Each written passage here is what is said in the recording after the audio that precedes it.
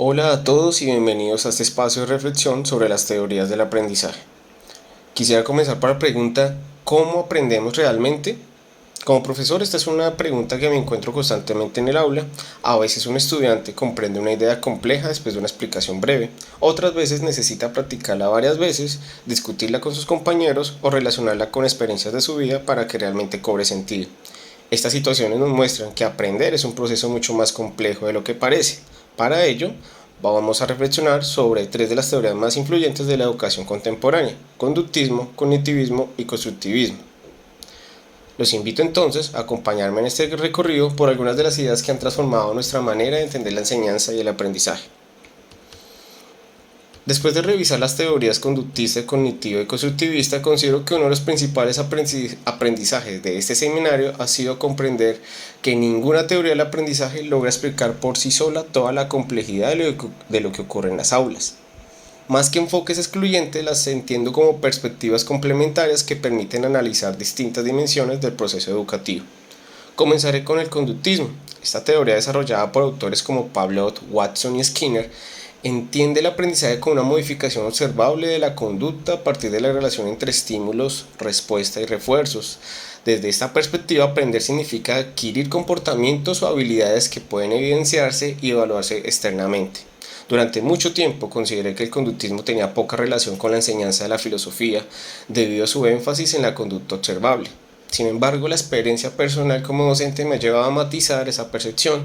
En la práctica cotidiana existen aprendizajes que requieren constancia, repetición y retroalimentación sistemática. Por ejemplo, cuando los estudiantes comienzan a desarrollar habilidades argumentativas, no basta con explicar qué es un argumento, necesitan ejercitarse repetidamente en la identificación de premisas, la construcción de tesis y la sustentación de ideas. En este sentido, ciertos principios conductistas siguen teniendo utilidad. No obstante, encuentro una limitación importante en este enfoque. Muchas veces he observado que algunos estudiantes logran repetir conceptos o estructuras argumentativas de manera adecuada, pero representan dificultades cuando deben transferir esos conocimientos a situaciones nuevas. Esto sugiere que una conducta observable no siempre garantiza una comprensión profunda. Como señala Skinner, el refuerzo puede fortalecer comportamientos específicos, pero desde mi perspectiva resulta insuficiente para explicar procesos como la reflexión filosófica, la creatividad o el cuestionamiento crítico. Frente a estas limitaciones surge el cognitivismo, una teoría que desplaza la atención hacia los procesos mentales implicados en el aprendizaje.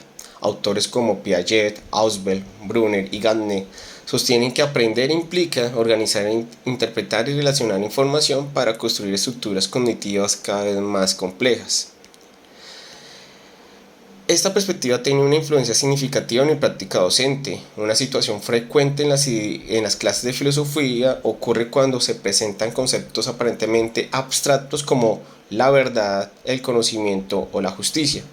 He comprobado que los estudiantes comprenden mejor estas nociones cuando pueden conectarlas con experiencias previas o situaciones cercanas a su realidad. Ausubel afirmaba que el aprendizaje significativo ocurre cuando los nuevos conocimientos logran vincularse con estructuras cognitivas ya existentes. Por esta razón suelo utilizar preguntas problematizadoras, el valor de lo que son las rutinas de pensamiento, análisis de casos y discusiones previas antes de introducir conceptos teóricos. He encontrado que estas estrategias favorecen la comprensión y permiten que los estudiantes construyan relaciones más sólidas entre los contenidos y su experiencia. Sin embargo, también considero que algunos enfoques cognitivistas pueden centrarse excesivamente en procesos que son totalmente individuales, sin tener en cuenta lo que puede generar oportunidades en el ámbito del diálogo y el compartir de experiencias entre cada uno de estos individuos. Esta preocupación es abordada de manera más amplia por el constructivismo, desde los aportes de Piaget, Brunner y especialmente Vygotsky. El constructivismo plantea que el conocimiento se construye activamente a través de la interacción con el entorno y con otras personas. De las tres teorías estudiadas, probablemente esta sea la que más influencia tiene sobre mi manera de entender la enseñanza. En la Escuela Normal Superior donde laboro, donde además de enseñar filosofía participamos en la formación de futuros docentes, resulta especialmente importante generar espacios donde los estudiantes aprendan a dialogar, investigar, argumentar y construir conocimiento de manera colaborativa. Un ejemplo frecuente en mis clases ocurre cuando trabajamos problemas éticos contemporáneos o cuestiones relacionadas con la verdad y el conocimiento. En lugar de limitarme a exponer teorías filosóficas, procuro que los estudiantes confronten distintas perspectivas, contrasten argumentos y elaboren posiciones propias. En estos escenarios es evidente lo planteado por Vygotsky, que dice que los aprendizajes más significativos emergen del diálogo, la cooperación y la mediación pedagógica. Ahora bien, también considero que es necesario mantener una mirada crítica frente al constructivismo. En algunos contextos educativos se ha interpretado erróneamente que el docente debe asumir un papel casi pasivo, que cualquier actividad participativa produce aprendizaje significativo. Mi experiencia indica que esto no siempre ocurre. El aprendizaje requiere orientación, intencionalidad y una planificación rigurosa. Además de la participación por sí sola, no garantiza una comprensión. Al analizar conjuntamente estas tres perspectivas, llego a una conclusión que considero especialmente relevante para la práctica educativa contemporánea. El verdadero desafío no consiste en decidir cuál teoría es superior, sino en reconocer qué elementos de cada una resultan pertinentes según las necesidades formativas y las características del contexto. En mi práctica como docente de filosofía, utilizo elementos de los tres enfoques. Del conductismo recupero la importancia de la disciplina intelectual, la práctica constante y la retroalimentación. Del cognitivismo valoro la comprensión significativa y la organización del pensamiento, y del constructivismo retomo la centralidad del diálogo. Esta integración resulta particularmente importante en la formación normalista.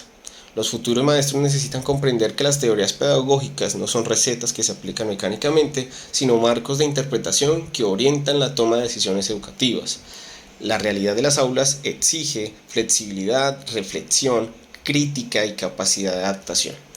Como reflexión final, considero que el mayor aporte de este seminario ha sido mostrar que enseñar implica mucho más que transmitir información. Significa comprender cómo aprenden los estudiantes, reconocer la diversidad de procesos involucrados y asumir una actitud permanente de análisis sobre la propia práctica pedagógica. En ese sentido, las teorías del aprendizaje siguen siendo herramientas fundamentales, no porque ofrezcan respuestas definitivas, sino porque nos ayudan a formular mejores preguntas sobre la educación que queremos construir. Muchas gracias a todos.